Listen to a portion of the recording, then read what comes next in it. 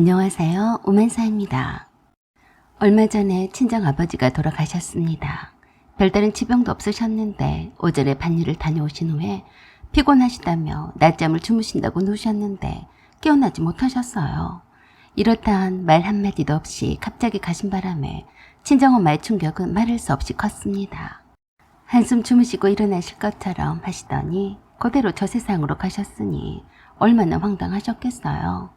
돌아가신 아버지에 대한 슬픔보다도 혼자 남아 당황하셨을 친정엄마에 대한 걱정이 더 앞섰습니다. 두 분이 평소에 사이도 좋으신 편이었고 시골에 내려가 농사를 짓고 사신 지도 얼마 안 되었어요. 일 욕심이 많던 친정아버지가 벌려놓은 수천 병의 논밭도 주인을 잃었으니 아버지가 돌아가신 날부터 그대로 올스톱이 된 상태였어요. 다행히 아직 결혼을 하지 않았던 남동생이 나서서 논밭도 팔고 시골 살림을 정리를 해서 남동생과 함께 사시게 되었어요. 경황이 없이 치러진 친정아버지 장례식은 부모님이 사셨던 그 시골 마을의 읍내였어요. 시댁과는 꽤 거리가 있던 곳이긴 했었죠. 시어머니는 친정아버지 장례식에는 오지 않으셨어요. 시누이가 출산 임박했는데 장례식에 가면 부정탄다는 이유에서였어요. 물론 시누이도 오지 않았습니다. 시누이 남편도 부정탄다면서 못 오게 했어요. 결국에 시댁 식구들 중에 유일하게 남편 혼자만 친정아버지 장례식을 지켰어요. 그런 후 2달여가 지나서 시어머니의 환갑일이 되었어요. 신세대 젊은 시어머니시라서 환갑 잔치보다도 환갑 파티를 연다며 교회 한적한 식당에 딸린 카페를 빌리셨어요. 계모임 친구분들도 부르고 팡팡 땡스 동네 아줌마들도 부르신다며 한 달 전부터 환갑 잔치 기분을 내고 계셨습니다. 친정아버지가 돌아가신 지 얼마 되지도 않는 저에게 그러셨어요. 돌아가신 분은 돌아가신 분이고 산 사람은 산 사람이야. 내 환갑도 바로 눈앞에 두고 있는데 너는 언제까지 그렇게 울상으로 있을래? 며느리는 너 하나뿐인데 네가 나서서 내 환갑 잔치를 해줘야 하는 거 아니냐? 내가 내 손으로 초청카드를 만들어서 돌려야겠냐? 이거 다 인증샷 찍어서 인스타에 올릴 건데 난 부끄럽지 않게 해라. 제가 그럴 정신이 어디에 있었겠어요? 남동생 혼자서 친정엄마 시골 살림을 정리한 것만도 벅차서 그것을 돕는 것만도 마음이 바쁜데 말입니다. 회사 다니면서 주말에는 남동생과 함께 친정엄마가 살 집을 구하러 다니는 것에 정신이 팔려 있었어요. 그래서 제가 시어머니께 그랬어요. 어머니, 저 아니어도 아들도 있고 딸도 있는데 하필 바쁜 저한테 그러세요? 친정아버지 장례식을 치른 지 얼마 되지도 않았어요. 어머니 말씀대로라면 아직 저는 부정탄 몸인데 어머니 환갑잔치 준비를 해서 뭐해요? 부정 안 탄 손을 빌리셔야죠. 뭐? 너는 꼭 그렇게 말을 해야겠냐? 그럼 어떻게 말을 해야 하는데요? 전 어머니 환갑잔치에는 별 관심이 없으니까 저한테 말씀하시지 마세요. 청 하고 싶으시면 아가씨나 정팔씨한테 하세요. 제가 단호하게 말해버리자 무안하셨는지 더 이상 제겐 아무 말도 하지 않았어요. 초연스럽게 환갑잔치를 한다고 저 난리를 피다니 꼴불견이었습니다. 요새 세상에 환갑잔치를 하는 집들이 몇이나 되겠어요. 나이만 들었지 소가지가 하나도 없는 시어머니셨습니다. 하든지 말든지 냅뒀어요. 그랬더니 남편과 시누이랑 시어머니랑 맨날 통화를 하더니 다 알아서 하는 눈치였어요. 남편도 제가 주말마다 친정엄마 집에 내려가서 혼자 계신 엄마의 시골집 정리를 하느라 바쁜 줄 알았기에 더 이상 뭐라 하지도 않고 시누이 알아서 하더라고요. 그렇게 치러진 시어머니 환갑 파티는 소소한 것 같으면서도 성대하게 치르더라고요. 사실 환갑 파티라고 해봤자 돈 주면 다 해주는 것인데 특별히 신경을 써야 하는 것이 있나요? 다 그게 환갑잔치에 먹을 것은 없어도 돈봉투 들고 축하해주며 자리를 남보기 좋게 채워주란 말이었죠. 저는 그런 시그널을 시어머니께서 보내오신 것도 알고 있었지만 친정엄마와 남동생에게 말하지 않았어요. 당연지사 꽃다발 들고 올 줄 알았는지 한참을 식사를 하는 도중에 시어머니가 제게 물어오셨어요. 아니, 그런데 네 친정 식구들은 왜 한 명도 안 보이냐? 어머니, 제가 말씀을 안 드렸어요. 뭐야? 왜 말을 안 했냐? 어머니가 싫어하실까 봐요. 미쳤냐? 내가 왜 싫어해? 친정아버지 장례식 때 어머니가 저에게 그러셨잖아요. 아가씨는 출산 임박했는데 장례식장에 가면 부정타 오니까 가면 안 된다고요. 그래서 어머니도 아가씨도 못 오셨는데 상을 치른 친정엄마와 남동생이 부정탄 몸으로 잔치집에 오면 어머니가 좋아하시겠어요? 뭐? 그것이 그것과 같냐? 그것 때문에 환갑잔치 한다고 연락을 안 했다는 게 말이 되는 소리냐?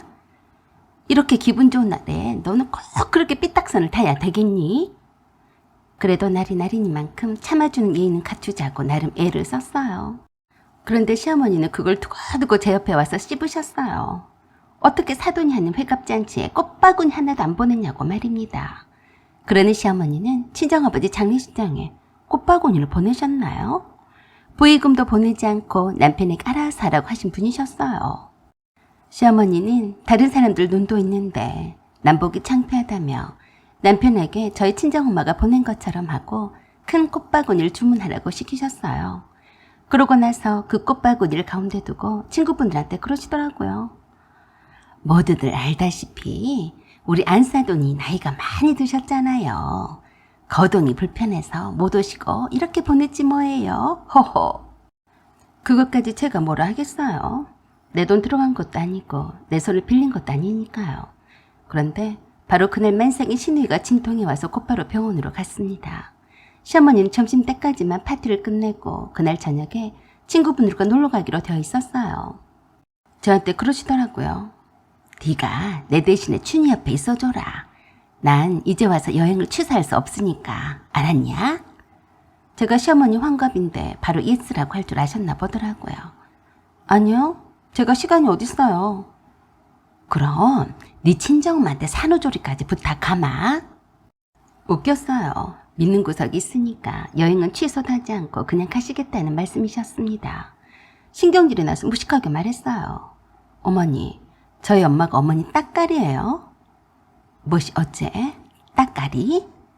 그래요. 어머니가 뭔데 나이도 어머니보다도 한참이나 많은 제 친정엄마를 부려먹으려고 하세요? 어머니 딸이니까 알아서 하세요.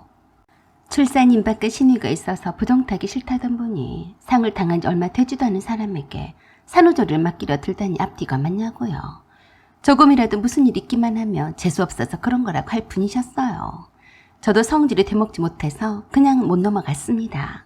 친척분들과 일반 축하객들은 다 가시고 시어머니와 함께 떠나는 여행 친구분들만 남았습니다. 그 앞에다 꽃바구니 화원들을 다 들어 덮어버렸어요. 추잡스러워서 며느리 못해 먹겠네요. 세상 천지에 시어머니는 놀러가고 며느리 친정엄마를 불러서 자기 딸 산후조리를 시키다니 제정신이에요? 그러자 친구분들이 서로 웅성거렸어요. 아니, 아까는 안사돈이 거동이 불편해서 못 왔다고 하지 않았어? 그런데 어떻게 그런 분한테 딸내미 산후조리를 맡긴다고 그래? 어머, 별일이네. 그렇게 안 봤는데. 사실 저는 그때까지만 해도 친정아버지가 돌아가신 것 때문에 마음이 많이 좋지 않았어요. 친정엄마 앞에서 일부러 슬퍼하는 티도 내지 않았고 남편 앞에서도 담대한 척 했지만 속은 말이 아니었습니다. 불쌍한 친정엄마를 생각하며 더욱더 그랬어요. 그래서 한순간에 더 폭발했던 것 같아요. 시어머니 환갑 파티에 쓰였던 꽃이란 꽃에다 다 화풀이를 해버렸어요. 다 들어서 바닥에 내동댕이 쳐버렸습니다. 그것을 다 시어머니 친구분들이 놀라서 쳐다봤어요. 이 춘자 여사님, 더럽고 추잡스러워서 당신 며느리 짓 안 할 테니까 함부로 입 놀리지 마세요. 아셨어요? 선물 꾸러기며 집기들을 다 들어서 던져버리고 깨부셨어요. 한참을 그랬더니 속이 확 풀렸습니다.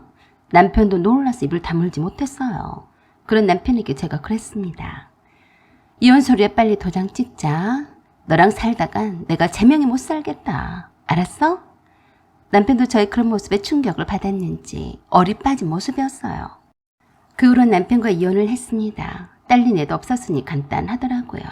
주고받은 폐물과 현금은 그대로 돌려주고 돌려받았어요. 그런 후 저는 친정엄마와 남동생과 함께 신나게 효도하면서 지금까지 잘 살고 있습니다. 아빠의 핀자리를 메꾸면서 말입니다. 전 남편과 이혼을 하지 않았더라면 놀기 좋아하는 시어머니가 허구한 날 저와 친정엄마를 불러다가 종살이를 시켰을 게 뻔합니다.